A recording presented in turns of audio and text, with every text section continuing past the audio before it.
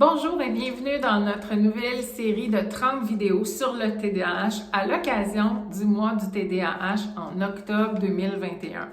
Je m'appelle Nathalie Beaulieu et je suis la fondatrice des salons TDAH au Québec.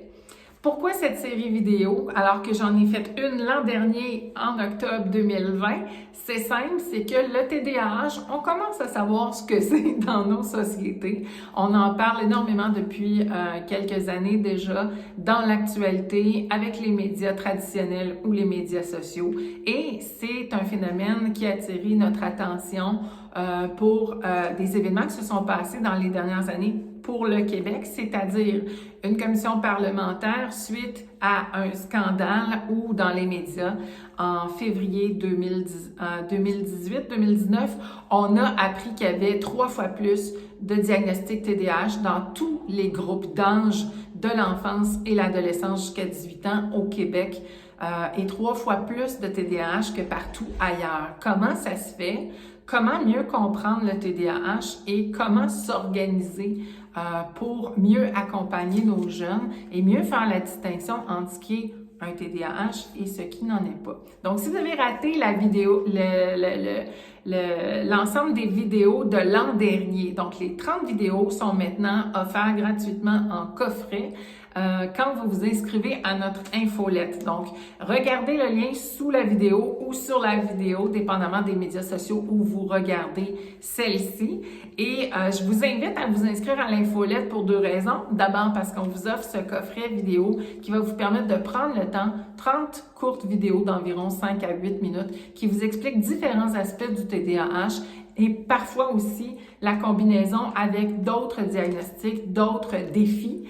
Et pour mieux comprendre ce que ça implique au niveau émotionnel, au niveau fonctionnel, au niveau relationnel au quotidien, qu'on soit parent d'un enfant, qu'on accompagne quelqu'un dans la vie qui a un TDAH comme conjoint, comme adolescent, comme jeune adulte, ou que ce soit au travail, soit en tant qu'intervenant, soit qu'en tant que professionnel de la santé, de l'éducation ou encore comme employeur, c'est important de bien comprendre ce que c'est pour mieux favoriser la réussite de nos objectifs communs et individuels au quotidien.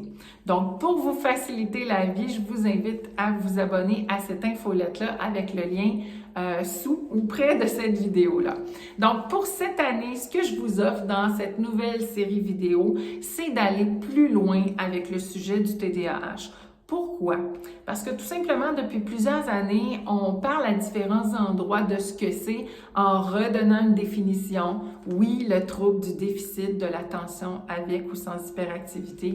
Et oui, on parle de ce que ça fait vivre, la désorganisation, le stress, l'échec scolaire et j'en passe. Mais il faut aller plus loin maintenant.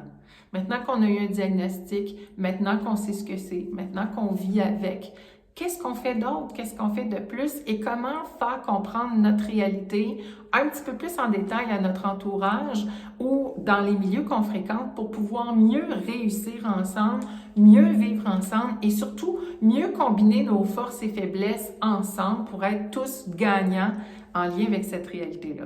Donc, quand on parle d'un trouble, on parle d'une difficulté qui se maintient dans le temps malgré nos efforts. Hein? Et c'est ce défi principal-là qu'on veut dépasser, être fonctionnel, réussir, être bien au quotidien, descendre la charge mentale, descendre le niveau de stress et mieux négocier avec nos défis, notre réalité dans celle qui inclut notre communauté, que ce soit au niveau de la famille ou que ce soit au niveau des gens du public que l'on fréquente et que l'on côtoie. Donc, comment vivre avec cette différence-là en lien avec le fait que tout le monde doit être traité jusqu'à un certain point de la même façon, équitablement?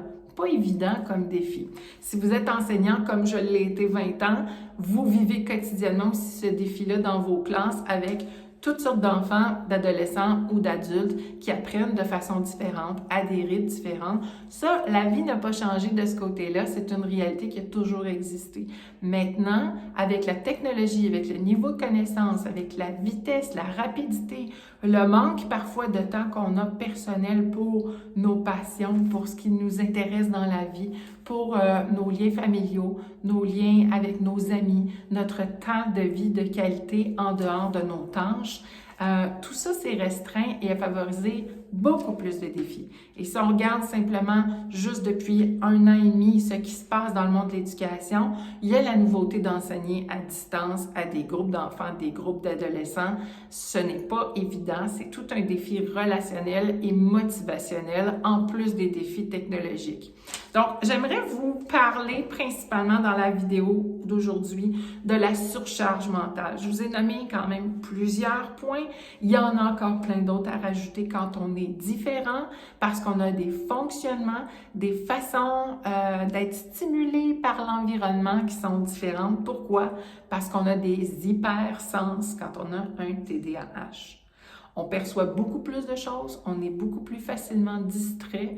Nos fonctions exécutives, s'organiser, maintenir la motivation, maintenir le cap, la direction dans laquelle on travaille ou on poursuit un objectif, ça, c'est déjà quelque chose qui est atteint par un TDAH. Et il y a beaucoup de gens qui m'ont souvent demandé si je perds mes clés, si je suis toujours en retard, si je me sens dépassée par une situation, est-ce que j'ai un TDAH?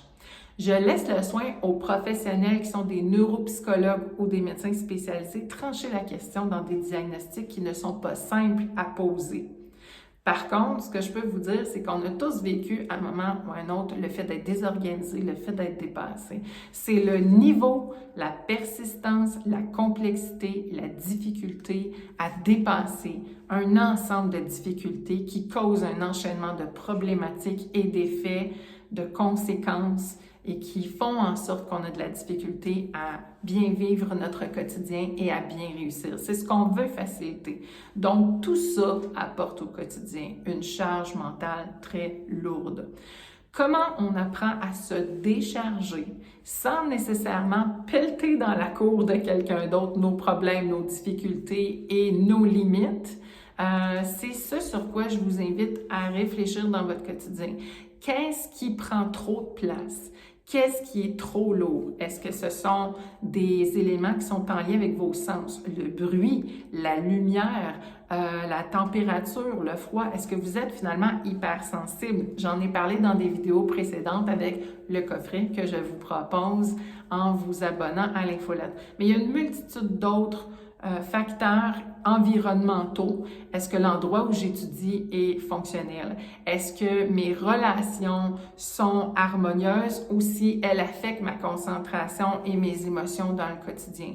Est-ce que je me sens capable de réussir, d'atteindre ce qu'on me demande comme performance, comme productivité, comme nombre de choses à gérer dans une journée? C'est important d'écouter ses limites. Et c'est important de valider quand on demande à quelqu'un, quand on est enseignant, quand on est parent, quand on est employeur, par exemple, ou intervenant, est-ce qu'on demande trop de choses à la fois à la personne qu'on accompagne pour réussir? Donc, c'est important de valider, de très bien valider notre compréhension des défis du TDAH et des différences qu'on a dans notre fonctionnement, notre façon de penser, notre façon d'être intéressé, notre façon de se motiver et notre façon de se performer. Connaissez-vous l'hyperfocus? Connaissez-vous l'impact d'une passion dans la motivation au point où les gens qui ont un TDAH décuplent leur performance haut la main par rapport à la moyenne des gens? Ce ne sont que quelques points importants que vous allez découvrir dans le coffret de l'an dernier. Donc, je trouve important d'insister sur le fait de vous abonner à l'infolette, de recevoir ce cadeau parce que aller même dans 30 vidéos, on ne fait pas suffisamment le tour. J'espère que cette première vidéo vous appelle à profiter des ressources que l'on vous offre et à réfléchir aussi pour aujourd'hui dans les différences qu'on a à concilier ensemble, que ce soit dans une classe, que ce soit dans une famille sous le même toit, que ce soit au travail ou ailleurs. Est-ce qu'on a déjà des éléments intéressants pour faciliter notre quotidien avec l'abaissement d'une surcharge mentale, du nombre de défis qu'on veut abattre, du nombre de situations qu'on doit affronter dans une journée et de notre niveau d'énergie, notre capacité d'attention pour pouvoir bien réussir ces défis-là dans le quotidien. Donc, je vous invite invite à suivre la prochaine vidéo dès demain 2 octobre. Je vous dis à très bientôt.